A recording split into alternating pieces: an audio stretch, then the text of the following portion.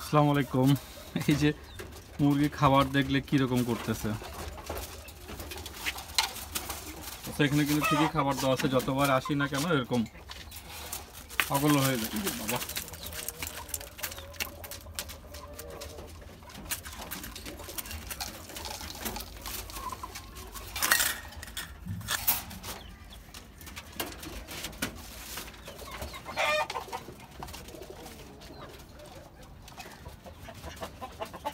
এই পাশে যে